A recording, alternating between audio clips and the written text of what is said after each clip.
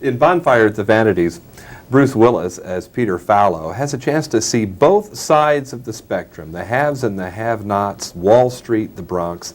Bruce, I'm wondering, as an actor, if a successful actor, at least in his or her lifetime, doesn't also have a chance to see the haves and the have-nots. Oh, you bet. You bet.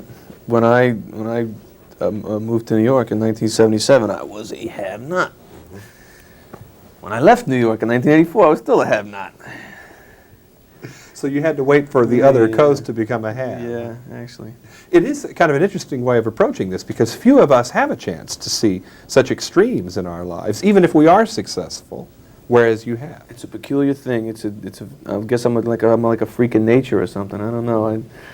I can't imagine that I don't know. There's no way that I can explain to you how I feel about what has happened to me in my career. Really? There's no way. There's nothing that I can say. I mean, I can tell you, gee, it was kind of like a meteoric rise to fame and all that stuff. But man, what's going on inside of me? I still think of myself as like this guy, just a guy who just wanders around and wants to be an actor and kind of. So it's not hard to put yourself. Finishing up a house out there, yeah. So it's really not hard to put yourself back into the frame of mind of the have-not when you were one of, what, 3,000 people in moonlighting? I still feel much closer to that guy, to the have-not guy, than I do to, to finding some kind of acceptance for where I'm at now in my life.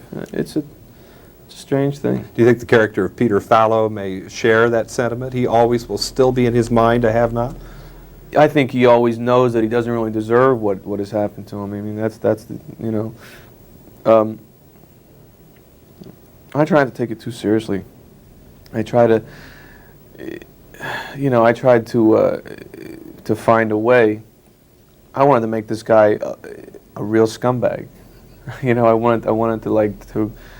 I thought this would be a great opportunity for me to take a shot at all these yellow journalists who have been coming after me for the last 5 or 6 years, and I found that really wasn't as important to me as getting inside the dynamic of why an intelligent man who knows the difference between right and wrong will still choose to do the wrong thing instead of the right thing. That was a lot more interesting. Instead of getting into somebody else's moccasins, in this case, you got into another journalist's hat. Yeah. That hat. Where did the hat come from? I love that hat. It was a special hat. See, the thing I like about that hat is it makes me look stupid.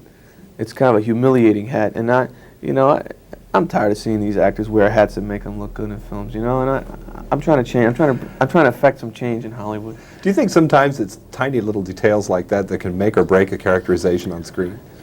I like details. I like little things. I like things that not everybody gets. I like little things that